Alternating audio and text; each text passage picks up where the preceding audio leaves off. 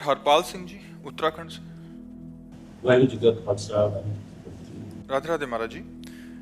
महाराज जी, मैं एक होम्योपैथिक चिकित्सक हूँ और पिछले 2 वर्षों से एकांतिक वार्तालाप नियमित सुनने का अभ्यास बनाया है। महाराज जी, क्या नाम जप की शक्ति से आनुवांशिक व जन्म से पीड़ित गंभीर रोगों जो कि एक पीढ़ी से दूसरी पीढ़ी में जाते हैं उनके प्रभाव को रोका या कम किया जा सकता है? ये प्रारब्ध भोग है, इसे भोगना पड़ता है। नहीं तो इस शरीर को भी वंशानुगत रोग है, जो पॉलिसिस्ट किडनी वो रोग है, उसी रोग से प्रभावित हो करके डायलिसिस और क्या क्या सब हो रहा है। तो जो प्रारब्ध भोग है उसे रोका नहीं जा सकता, उसे सहने की सामर्थ्य मिल सकती है।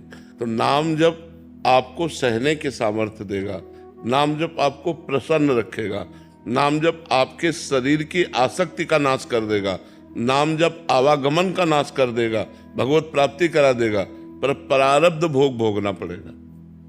अवश्य में भोक्तव्यम कृतम कर्म शुभाशुभम। यदि लिखा है कि आपको 10 वर्ष की अवस्था में टांग टूटेगी तो आप नाम जप करो, टांग टूटेगी, लेकिन टूटेगी, आप धैर्यवान रहेंगे, वो फिर जुड़ेगी, आपका काम चलेगा, लेकिन नाम जप के द्वारा उसको नष्ट नहीं किया जा सकता।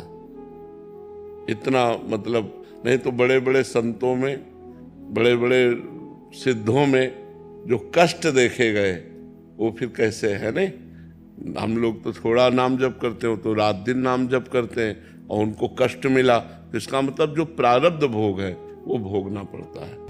महाराज, इसका प्रकोप भी कम हो सकता है? हाँ, प्रभाव कम हो सकता है, प्रभाव कम हो सकता है, पर भोगना पड़ेगा, ये पक्का है। भगवान की शरण में है, इसलिए ये सब रोग है पर परेशानी नहीं है। नहीं तो ये रोग के साथ इतनी परेशानियां होती कि हमें रोज ये मनाना पड़ता कि हम मर जाए तो अच्छा है। ये सब नाम जप ने क्या किया, ये व्यवस्था कर दी। नाम जप ने सब तरह से सुखी कर दिया। आज अगर हम भागवती कुछ में हैं तो चल के आते हैं, अपनी दिनचर्या हो रही है, आनंद चल रहा है, भगवान की वार्ता हो रही, भगवान में मन लगा हुआ है, नहीं इसी किडनी में मन लगा होता। तो ये नाम का प्रभाव बड़ा अमोघ होता है, नाम बड़ा अमोघ, पर प्रारब्ध को नहीं मिटा, प्रारब्ध को भोगना पड़ेगा। ये सिद्ध पुरुषों में रहा है, उनको भी भोगना पड़ा, जो सिद्ध भगवत स्वरूप महापुरुष रहे हैं। निरंतर नाम जप और भगवान के स्वरूप श्री गुरु अर्जुन देव जी, कितना शरीर को पीड़ा सहनी पड़ी। तप्त तवे पर, तपते हुए लोहे के तवे पर बैठाल कर उनको जलती हुई तपती हुई बालू डाली गई, फफूला ही पूरे शरीर में, भयानक पीड़ा, लेकिन उस समय भी कहते हैं तेरा किया मीठा लागे। ये बल देता है नाम। हम सोच कर कांप जाएं, जो महापुरुषों को कष्ट दिया गया, हम सोच करके कांप जाएं। हमारे धर्म के लिए अपने प्राणों को हंसते हंसते त्याग दिया, लेकिन कभी आह नहीं कहा, कभी शिकायत नहीं की। ऊपर से क्या बोल रहे, तेरा किया मीठा लागे, मतलब गजब गजब हो गया, गजब हो गया। ये है नाम, तेरा किया मीठा लागे, वाहेगुरु तेरा किया मीठा लागे। तो ये नाम जो होता है ये आनंद देता है, ये बल देता है। बकाया बाहरी जो प्रकोप होना है, देखो बड़े बड़े महापुरुषों ने प्राण तक न्यौछावर कर दीजिए, नहीं, तेग बहादुर सिंह बलिदान कर दिया, लेकिन अपने नाम का प्रयोग करके दुष्टों का नाश नहीं किया। वो चाहते तो दुष्टों का नाश कर देते, लेकिन उन्होंने अपने शरीर को पूरा कर दिया, बलिदान कर दिया, धर्म के प्रति अपने को न्यौछावर कर दिया, लेकिन अपनी शक्ति का प्रयोग नहीं किया, अपने नाम का प्रयोग नहीं किया। दुष्टों ने, अब अपने लोगों को कितना सताया जाएगा, इन महापुरुषों को कितना सताया गया, और समर्थ महापुरुष थे, स्वयं भगवान के स्वरूप में, वाहिगुरु स्वरूप है, स्वयं परमात्मा स्वरूप है। कितना कष्ट सहा इन महापुरुषों ने, हम लोग कांप जाते हैं सोच के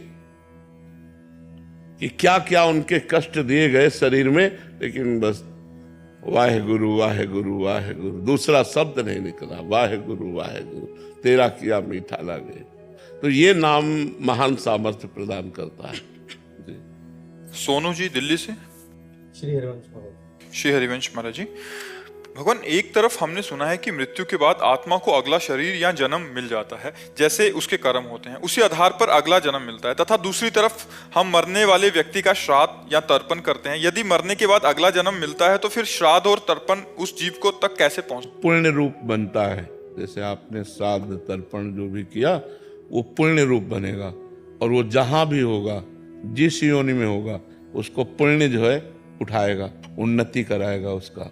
जैसे वो गली का कुत्ता है तो घर का कुत्ता बन जाएगा, वो गाड़ी में घूमेगा, वो अच्छी सी व्यवस्था पा जाएगा, क्योंकि आपने इधर से पुण्य दिए, वो पुण्य उसको उठा करके ऊपर करेंगे। मनुष्य है तो उसमें जा करके उन्नति करवाएगा, वो हमारा व्यर्थ नहीं जाता। वो जिस आत्मा के लिए हमने संकल्प किया, वो आत्मा जिस योनि में होगी वहां जाकर उसे प्राप्त होगा।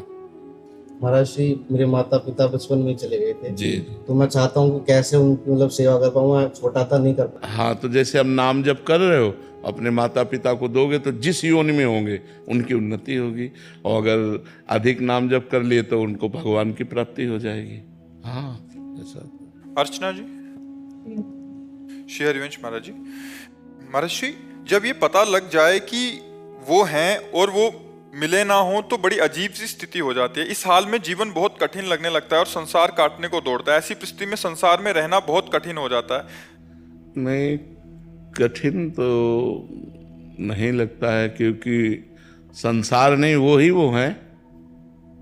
क्यों? अगर वो का तात्पर्य परमात्मा से है तो वो हैं, और कौन है? हम जिससे बात कर रहे हैं उसी से तो कर रहे हैं, हम जिससे मिल रहे हैं उसी से तो मिल रहे हैं। सब में उसी का रूप समाया, कौन है अपना कौन पराया। सब में वही विराजमान है। गोरे उसके, काले उसके, पूरब पश्चिम वाले उसके, सब में उसी का नूर समाया, कौन है अपना कौन पराया। अगर हम उससे प्यार करते हैं तो हम सबसे प्यार करते हैं, क्योंकि सब में मेरा प्रभु विराजमान है। सिय राम मैं सब जग जानी, करो प्रणाम जोर जुग पानी। ये प्रारंभिक स्थिति होती है कि ये सब माया है, लेकिन जहां माया वहां है भी तो है। बोले ये माया है तो है परमात्मा है स्वरूप परमात्मा है। तो बोले ये ब्रह्म नहीं है, वहां भी तो है। ये ब्रह्म नहीं है, ये माया है, तो दोनों जगह है ना।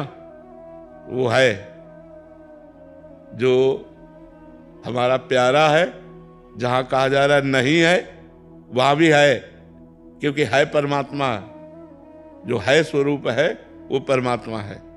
तो आप देखो, नहीं है तो नहीं तुम्हारी भावना, लेकिन वो है।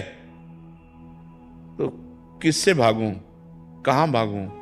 सर्वत्र वही विराजमान है, उसके सिवा कोई और है नहीं। बस ये जानकारी मिल जाए तो हमारा हृदय शांत हो जाए, हमारा हृदय प्रसन्न हो जाए। पर भजन करो और भजन करो, आगे और बढ़ो। प्रारंभिक स्थिति है, आगे और बढ़ोगे तो सब में देखो। गोपीजन कहती जित देखूं तित श्याममयी है, मायामयी नहीं। मैं जिधर देखती हूँ मुझे श्याम सुंदर दिखाई देते हैं। श्याम सुंदर के सिवा कोई है ही नहीं। यमुना जी को देखती हूँ तो वही श्याम रंग, आकाश को देखती हूँ वही श्याम रंग, वृक्षों में देखती हूँ, लताओं में देखती हूँ, घर में देखती हूँ, जिधर देखती हूँ।